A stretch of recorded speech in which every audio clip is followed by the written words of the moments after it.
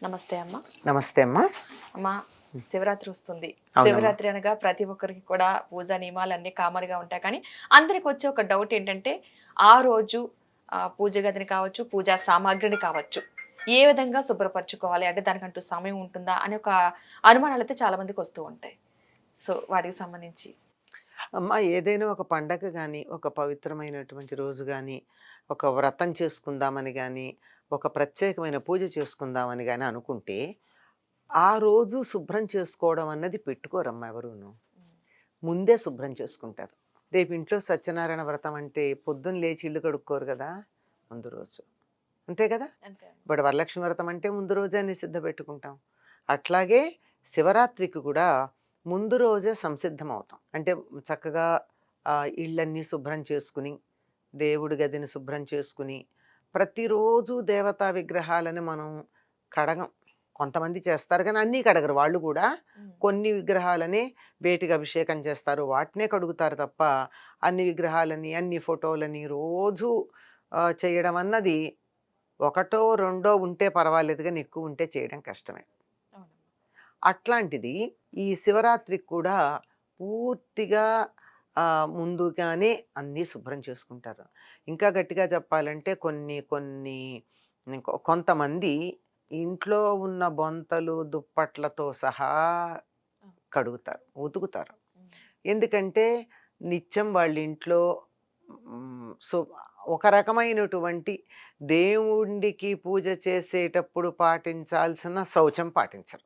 అంటే బయటికెళ్ళి వచ్చినటువంటి బట్టలతోని పనులు చేయడం, బయటికెళ్ళి వచ్చిన వాటిని దూరంగా పెట్టకుండా ఉండడం ఇట్లాంటివి జరిగాయి అనుకో. అలాగే ఆహ్, అంటు, ముట్టు, మైల లాంటివి కలపడం పెద్ద పట్టింపు లేకుండా కలుపుకుంటారు. ఎందుకంటే నిత్యం దీపారాధన, పూజ చేసే ఇళ్ళు కావవి. హ్మ్. అందువల్ల వాళ్ళకి పెద్ద దోషం ఉంటుందా అంటే ఉండదనే చెప్తారు కొంత అందరూ. ఎందుకంటే వాళ్ళు శారీరక శ్రమ చేస్తూ పూజకి, దేవుడికి సమయం వినియోగించేంత తీరిక లేకుండా శ్రమ పడతారు గనక. అందుకే దైవం గూడా వాళ్ళనేమనడు. నా దగ్గర కూర్చొని దీపం పెట్టి, పూజ చేసి, నైవేద్యం పెట్టిన దానికన్నా, నువ్వు 10 మందికి ఉపయోగపడే పని చేస్తున్నావు గదా!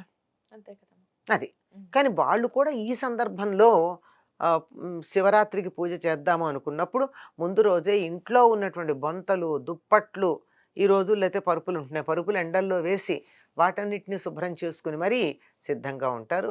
ఇంట్లో ఎక్కడ బూజులు, గీజులు లేకుండా తీసేస్తారు. చాలా బాగా చేసుకుంటారు. హ్మ్. అలాగే కాస్త పెద్ద పూజ చేసే అలవాటు ఉన్నటువంటి వాళ్ళు ఆ దేవుడి మందిరం ఉండొచ్చు, లేతే దేవుడికి ఓ గూడు ఉండొచ్చు, లేతే దేవుడిని ఓ మూల పీట మీద పెట్టుండొచ్చు.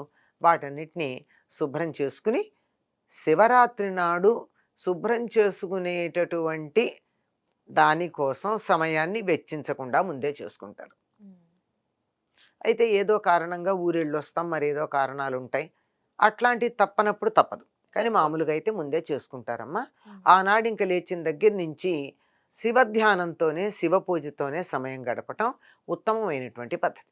హ్మ్. ఎప్పుడైనా సరే పూజా సామాగ్రి అవి శుభ్రం చేసుకున్నప్పుడు కాస్త శివనామ స్మరణతో అయితే భక్తిభావంగా చేసుకున్నట్టు ఉంటదంటారు.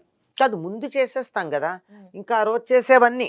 హ్మ్. అంటే ఉదాహరణకి నేను ఎంత ఇల్లు కడుక్కున్నా, ఇవాళ మళ్ళీ పాచిళ్ళు ఉంచం గదా! అవును. తుడుస్తాం. అది తుడుచుకోవడం, దేవుడి దగ్గర దీపాలు పెట్టుకోవడం, దీపానికి కావాల్సిన ఏర్పాట్లు జేసుకోవడం, పూజకు కావాల్సిన ఏర్పాట్లు జేసుకోవడం ఎన్నుంటాయి. అవునమ్మా. ఇవన్నీ చేసేది కూడా శివుడి మీద దృష్టి పెట్టి చేస్తే బాగుంటుంది. ఇప్పుడే ఇల్లు కడుక్కోవాలి, ఇప్పుడే దేవుళ్ళని శుభ్రం జేసుకోవాలి అంటే మధ్యాహ్నమో, సాయంకాలమో అవుతుంది. విసుగొస్తుంది, నీరసం వచ్చేస్తుంది. అవునమ్మా. హ్మ్. ఖచ్చితంగా. ఎందుకంటే చేయాల్సిన పని ముందు చేయడం వల్ల కూడా కాస్త నెక్స్ట్ డేకి తర్వాత రోజుకి శివరాత్రి రోజుకి కొంచెం భక్తి భావంగా అంటే కొంచెం మనం. ముందుగా చేయడం అనే అలవాటు ఒకటి అది కాకుండా హ్మ్. ప్రత్యేకంగా ఈరోజు శుభ్రం చేయడం పెట్టుకోకూడదు. అవును. హ్మ్.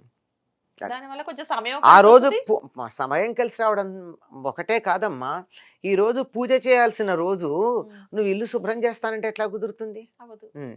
అలా చేసి మనం నిత్యం చేసే పూజాదికాలన్నీ చేసుకున్న తర్వాత ఇక రోజంతా శివ సంబంధమైనటువంటి విషయాలతో గడపాలి.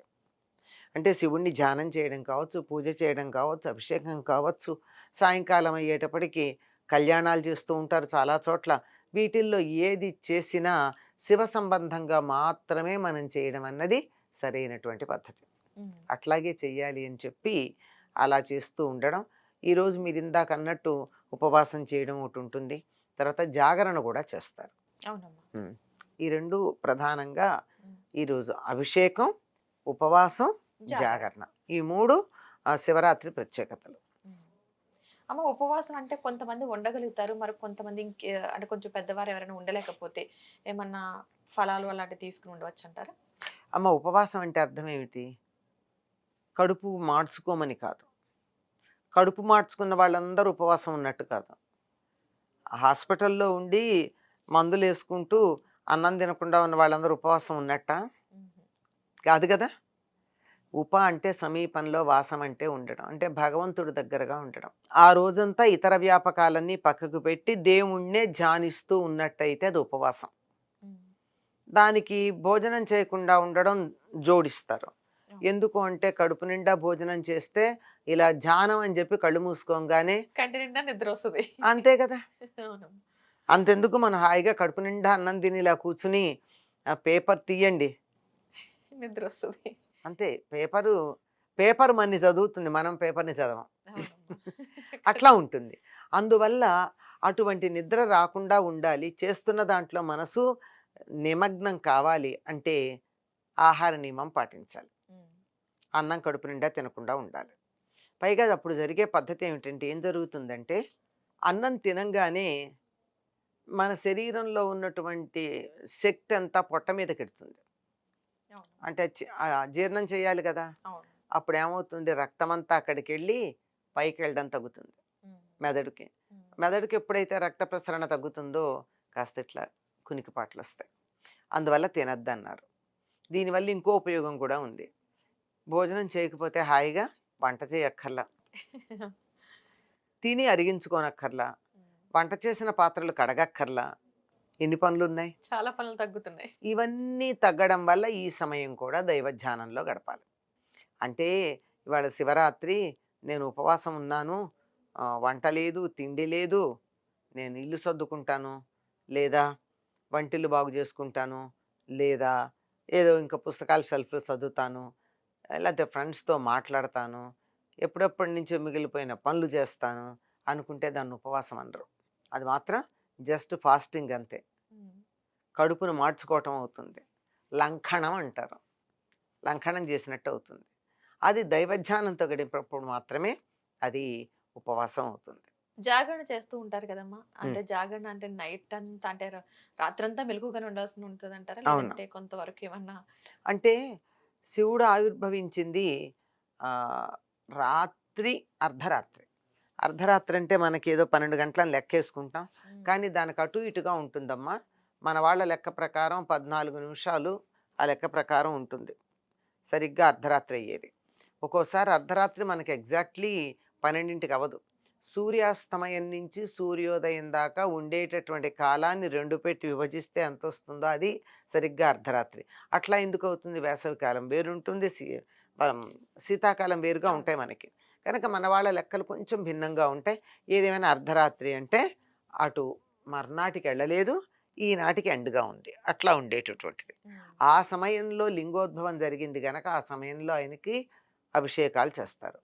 ఆ సమయంలో అభిషేకాలు చేసేటటువంటి సమయానికి మనం నిద్రపోతూ ఉంటే ఏం బాగుంటుంది? కళ్ళు మూసుకుపోయి నిద్రతో జోగుతూ ఉండకూడదు కదా. అందుకని ఉపవాసం చేయమన్నారు. ఉపవాసం చేసినప్పుడు మీకు నిద్ర రమ్మన్నా రాదు, ఉమ్. అప్పుడు జాగరణ చేయడం అవుతుంది. అంటే కనీసం సూర్యాస్తమయం నుంచి అర్ధరాత్రి దాకా మేలుకుని శివుణ్ణి అర్చించుకోవడం ఒక పద్ధతి. ఉమ్. ఇంకా అసలు ఏం చెప్తారంటే, జాగరణ చేయడం అంటే రాత్రంతా మేలుకుని ఉంటారు, మర్నాడు ఉదయం స్నానాధికాలు నిర్వర్తించుకుని నిత్యం చేసేటటువంటి పూజలు మొదలైనవన్నీ చేసుకుని వండిన పదార్థం దేవుడికి నైవేద్యం చేసి అప్పుడు ఉపవాస దీక్ష వదులుతారు. ఉమ్. కొంతమంది అయితే ఇంకొకళ్ళని భోజనానికి కూడా పిలుస్తారు. ఇప్పుడు ఎవరు రారు, ఎందుకంటే మా ఇంట్లోనూ పూజ చేసుకుంటున్నామండి అనేవాళ్ళు ఉంటారు. అవునమ్మా. అట్లా కాకుండా పూర్వం ప్రత్యేకంగా ఇలా మా ఇంట్లో భోజనానికి రావాలండి అంటే నియమాన్ని పక్కకు పెట్టి వచ్చేటటువంటి నియమం కలిగిన వాళ్ళు ఉండేవారు. ఉమ్. అట్లాంటి వాళ్ళతో జరుగుతుంది. కనుక కనుక జాగరణ అంటే మేలుకుని ఉండడం. ఈ మేలుకుని ఉండడం అన్నది మన వాళ్ళు, మాకు చిన్నతనంలో రోజుకు 3 ఆటలు వేసేవారు సినిమాలు, ఉమ్. శివరాత్రి జాగరణ అని. అంటే 6 నుంచి 9 దాకా ఒక ఆట అయిపోతుంది మామూలుగా. ఆ 9 నుంచి కంటిన్యూస్ ఒకే టికెట్ మీద 3 సినిమాలు. 3 గంటల సినిమాలు ఉండేవి కదా! 9-12, 12-3, 3-6 3 సినిమాలు ఒకటే టికెట్. ఇలాంటి సినిమాలు చూసి కొంతమంది పేకాడతారు. పేకాటలాడి మేలుకుంటే అది జాగరణ అవ్వదు. అది నైట్ అవుట్ మాత్రమే అవుతుంది. జాగరణ అవ్వదు. జాగరణ అంటే ఏం చేయాలి? రాత్రంతా కూడా శివ సంబంధమైన గాథలు వింటూ గాని చదువుతూ గాని ఉండాలి.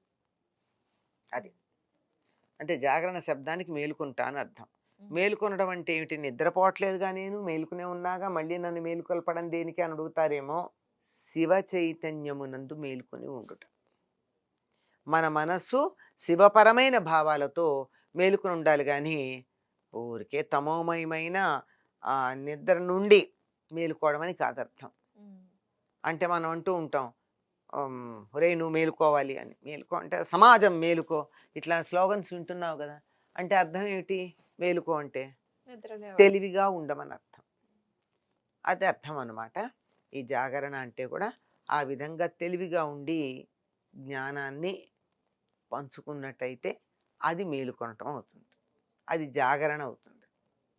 బలవంతంగా కూడా చాలా మంది జాగరణ పేరుతో వాళ్ళు ఇష్టపూర్వకంగా భక్తితో ఉన్నది అది జాగరణ కింద లెక్క వస్తుంది. కాకపోతే కొంతమంది బలవంతంగా ఏదో ఉండాలి, ఈ రోజు శివరాత్రి ఉండాలి కదా అని చెప్పేసి ఉంటూ ఉంటారు. సో అది అసలు జాగరణ లెక్కలోకి వస్తుంటారా? దానివల్ల అసలు భగవంతుడి పట్ల మన మనసు మేలుకుని లేకపోతే జాగరణ ఎట్లా అవుతుంది? దానివల్ల ఎలాంటి ఉపయోగం ఉండదు కదా. ఉపయోగం ఉండదమ్మా. దాన్ని భగవంతుడి గురించి నువ్వు ఆలోచించి నీ మేలుకుండడం నీ కోసం మాత్రమే అని చెప్పగలిగితే ఉంటుంది, లేకపోతే ఉండదు. ఏదే చేసినా సరే అది ఒక భక్తితో చేస్తే దేనికైనా ఉపయోగం అవుతుంది. ఏదో చెయ్యాలి ఈ రోజు. అసలు ప్రధానంగా ఉండాల్సింది ఏంటంటే మనం చేసే పూజా విధానాల్లో శ్రద్ధ ఉండాలి, త్రికరణ శుద్ధి ఉండాలి. యాంత్రికంగా చేయడం కాదు. ఏదో ఇలా తెస్తాం, ఏమిటంటావు అని ఇట్లా పోస్తూ ఉంటారు. శివుడి మీద అభిషేకం అవసరమా? ఎవరితోనో మాట్లాడుతూ ఆయన మీద నీళ్లు పోయాల్సిన అవసరం ఏముంది? లేదా టీవీ చూస్తూనో, ఎవరి మాటలో వింటూనో, సెల్ ఫోన్లో మాట్లాడుతూనో అవసరం లేదు. ఇది అందరూ చేసేది. జాగరణ అంతా చేయకపోయినా మామూలుగా చేసేది కూడా ఇంతే. కనుక ఈ విధంగా దృష్టి దాని మీద లేకుండా చేస్తే ఫలించదు. భక్తి శ్రద్ధలతో ఏదైనా చేసినా సరే ఒక దాని మీద ఒక త్రికరణ శుద్ధితో చేస్తూ ఉంటే ఏదన్నా ఫలితం ఉంటుంది.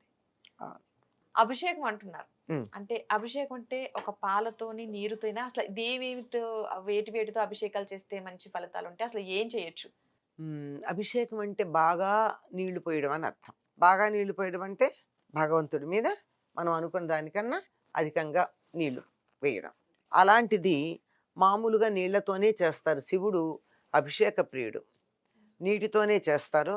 కానీ ఆయనకి మామూలుగా పంచగవ్యాల్లో భాగమైనటువంటి వాటితో కూడా చేస్తారు. అంటే ఆవు పాలు, ఆవు పెరుగు, ఆవు నెయ్యి, ఆ తర్వాత కండ చక్కెర, ఫలోదకం, ఈ 5ంటిని పంచామృతాలు అంటారు. మనం మామూలు పంచదార వాడకూడదు, అది పూజకి పనికిరాదు, నైవేద్యానికి అంతకంటే పనికిరాదు. కనుక కండ చక్కెర అది వేసి వీటితో అభిషేకం చేస్తారు. ఇది ఎక్కువసేపు కూడా ఉండదు. ఏదో రుద్రం 11 సార్లు చదివితే రుద్రం ఒకదాని హృదయం దగ్గర ఇవి చేస్తారు, కానీ మిగిలినవంతా కూడా ఎక్కువగా చేసేది నీటితోనే.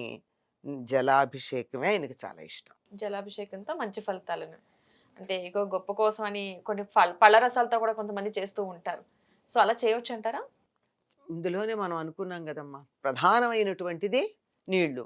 పళ్ళ రసాలతో చేయొచ్చు, ఎన్నిటితో అయినా చేయొచ్చు. ఇంకా కొబ్బరి నీళ్లు, చెరుకు పానకం, ఇవి ద్రవ్యాలు ద్రవంగా ఉండేవి. ఆ తర్వాత తేనె, ఇవి ద్రవ పదార్థాలుగా ఉంటాయి, వీటితో కూడా చేయొచ్చు. ఇవి లేనంత మాత్రాన మనం మానేయక్కర్లా, శివుడు శాంతిస్తాడు. కానీ నీళ్లు ప్రధానం, నీళ్లు చాలా ప్రధానం. పంచామృతాలతో చేసి వదిలేస్తే చెమలు పట్టవమ్మా, పడతాయి. అంచేత నీళ్ళతో స్నానం చేస్తే గానీ పంచామృతాలతో చేయించినందువల్ల వచ్చేటటువంటి జిడ్డు మడ్డి అనేది